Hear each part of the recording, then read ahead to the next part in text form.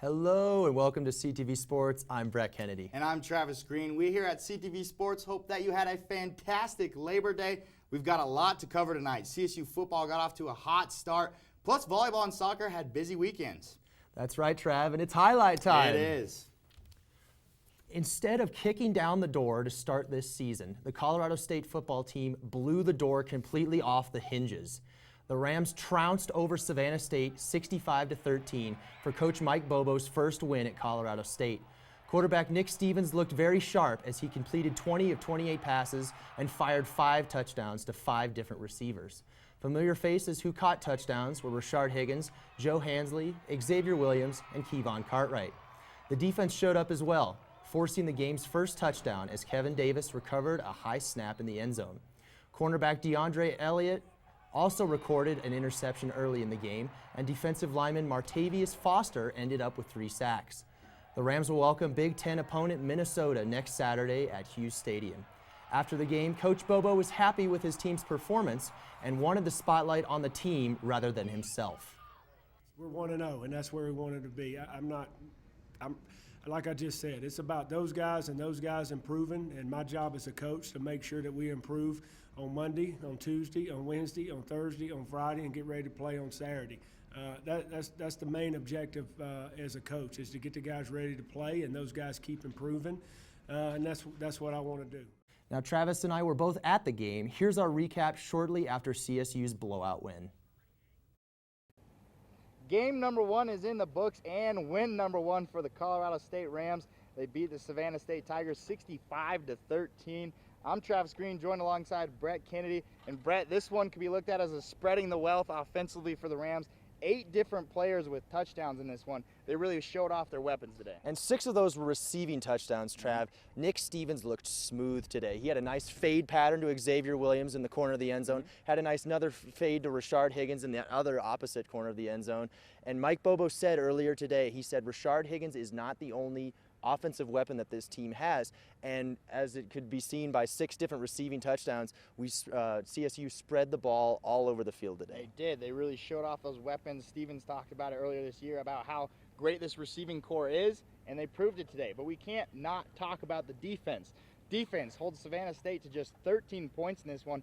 Martavius Foster with 3 sacks. Stepped up big time today. And DeAndre Elliott had an interception early on, and it's good to see the defense getting some turnovers and getting some sacks, because Minnesota, a Big Ten team, is coming here next week. They always have a tough defense, and CSU has to be ready. As Brett just said, big game coming up this Saturday against Minnesota. If you want more updates on the football team going on in this week and on the game day on Saturday, go to collegian.com, click on that sports tab. After such an impressive performance, we got to show some love for 2 guys that balled out this weekend. Here's our football players of the week. As you can see offensively, Nick Stevens, 20 for 28, Brett, almost 300 yards passing and 5 touchdowns. And then defensive side, Martavius Foster, 3 sacks. He was a stud. Those guys are studs. Well, Stevens might be a little more excited about this award, although it's tough to beat a CTV Sports award. After Nick Stevens' stellar performance on Saturday, it came as no surprise that he was named Mountain West Offensive Player of the Week. This was Stevens' first start at quarterback and the first time he's won the award, which equals ex-Rams quarterback Garrett Grayson's total of Mountain West Offensive Players of the Week awards last season. As said earlier, Stevens passed for 289 yards and 5 touchdowns to 5 different receivers. It likely won't be so easy when Minnesota comes to town this week. All right, from football to volleyball, fresh off a 3-0 start to the season, CSU volleyball took on number 15 Arizona State on Friday. Unlike previous games this season, CSU couldn't handle the Sun Devils. ASU swept the Rams in 3 sets, giving Coach Hilbert's crew its first loss of the season. Here's what Coach Hilbert had to say after the loss. We generally, in the first 3 matches, we have been the more mature team. Arizona State was much more mature than us in the serving passing game and in unforced hitting errors. And then on top of that, you know, they're a very athletic team. Saturday, the Rams found themselves on the other end of the broom this matchup, sweeping the Broncos in 3 sets. Here's what redshirt junior Acacia Andrews had to say about the win. I think we all came into the gym this morning and we were like, okay, all right, like, a loss is a loss, but we're going to come back and, we're going to learn from it and definitely come back with a fire. 1-1 weekend, moving the record up to 4-1 on the season. Up next for CSU will be an in-state matchup against Northern Colorado on Tuesday, which will wrap up the CSU-UNC tournament. The Colorado State soccer team was in a tournament in Moraga, California this past weekend. The Rams fell to St. Mary's 1-0 in the first game on Friday and also lost to UC Irvine 1-0 in the second game on Sunday. CSU's next game will be at home at the Lagoon against Northwestern this Friday. It's time for a quick break. But don't go anywhere. When we're back, Travis and I will take a look at next week's football matchup with Minnesota. We'll be back quicker than you can say. Peter Piper picked a pair of pickled peppers. The Ramskeller offers a traditional pub menu, 20 beers on tap, and even fresh-to-order pizza coming soon. Stop by Sweet Sensations for a delicious bakery item, espresso, or any other coffee needs you may have. Hi, welcome to Aspen Grill. Aspen Grill is a student-operated restaurant located in the University Club. The food court features a number of different restaurants to satisfy your needs between classes.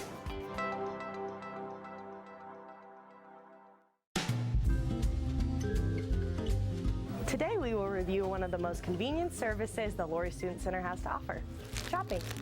The CSU bookstore boasts an unparalleled selection of CSU apparel and gifts. It also supplies students with textbooks as well as a number of office and school supplies for your every need.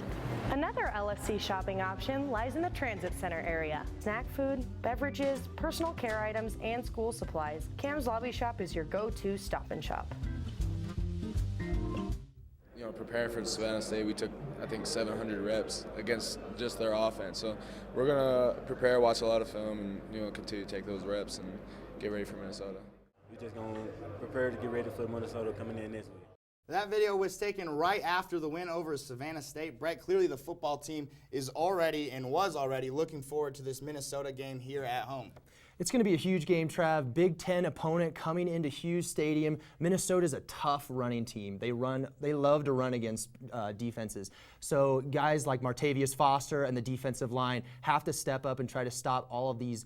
They've got a lot of running backs on the team and quarterback Mitch Leidner as well. Yep, this Minnesota team, like as you just said, one of those old school teams, great defensively. They have 2 players on the preseason watch list for the Defensive Player of the Year, so that shows you they have a lot of depth on defense. And then also, they like to run it. Like you said, they like to run the ball. Smith, their running back, 88 yards last game.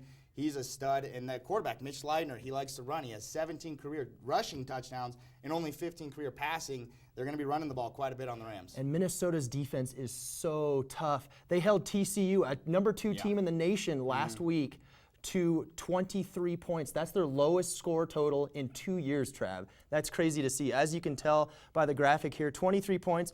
Heisman hopeful quarterback for TCU, Trevon Boykin, was struggling early against this defense. So CSU has to be on its toes this week. And TCU likes to play a quicker style offense as well as the Rams. The Rams, we saw this week, really liking to push the tempo. It's going to be interesting how they make adjustments offensively heading into this game. Do you think the Rams will try to run the ball a little bit more against Minnesota? I think they'll try because they're pretty deep at running back. They'll give Dalen Dawkins another chance. He fumbled on his first carry in this past game. And then they'll give Jason Oden Jr. A lot of reps. He got a lot of reps in this past game. I really think they're going to try to spread the ball around on offense through the passing game a lot more. Nick Stevens, I look for him to throw the ball all over the field on this defense, or at least try. And Sam Carlson talked about it today in the press conference. This is going to be a tough matchup for the offensive line.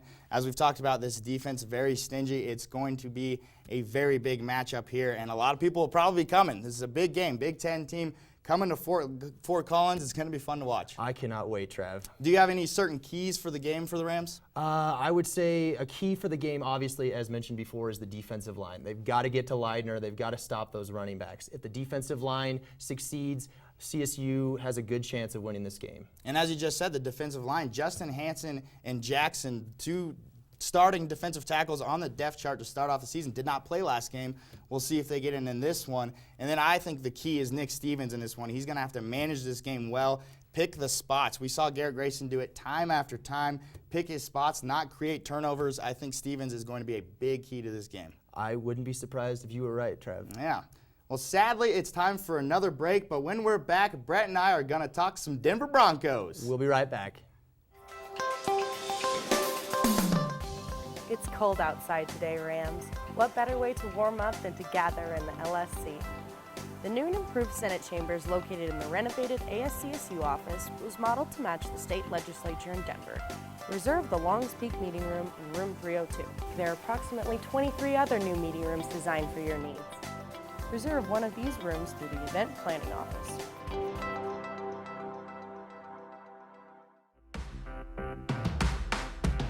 Oh, hey there, Rams. Today is a great day to play in the LSC. So let's take a look at our ballrooms, theater, and art galleries. The LSC ballrooms, which are the busiest venue in northern Colorado, have been recently renovated.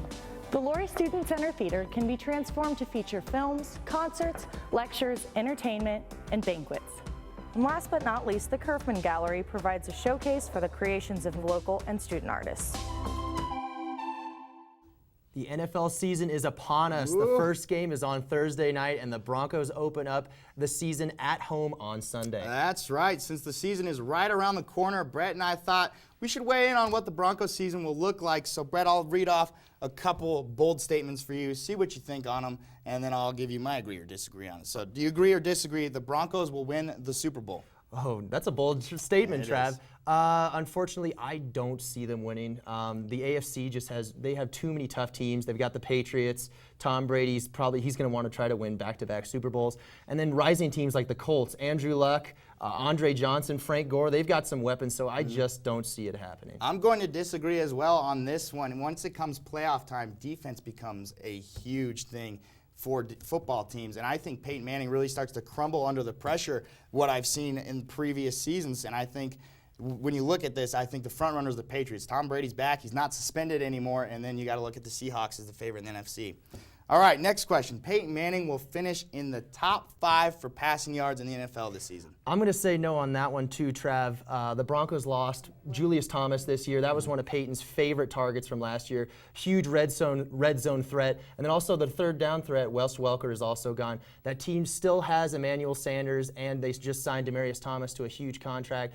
I don't see Peyton throwing for that much. I see him maybe in the top 10, just not the top 5. I'm with you again. I'm going to have to disagree with that statement for the simple fact that Gary Kubiak is in town now. He's the new head coach. He likes to run the zone run offense, and I think you're going to see a lot more running backs getting into play. There's a very deep depth chart for running backs. I think they're going to use them a lot this season, so I don't think Peyton's going to be passing the ball that much. Next statement. Ex-Ram Capri Bibbs will record a rush this season. He's on the practice squad, was signed to it recently. Do you think he will wind up being brought on the NFL roster and then get a carry? Ooh, Trav, this is a tough one. I'm going to say he will. Maybe not now, but towards the end of the year. This team, Ronnie Hillman's ahead of him on the depth chart. C.J. Anderson's on the depth chart. And Jawan Howard is ahead of him on the depth chart. And I really think that towards the end of the year, it's a long season for running backs, and they might wear down, and I think Capri Bibbs will get a couple of carries. Right. So I'm going to have to disagree. He will not get a carry too deep of a depth chart, and unfortunately, that is all the time we have for you tonight. Be sure to check out all our sports coverage on collegian.com, and we will see you guys next week. Have a great night.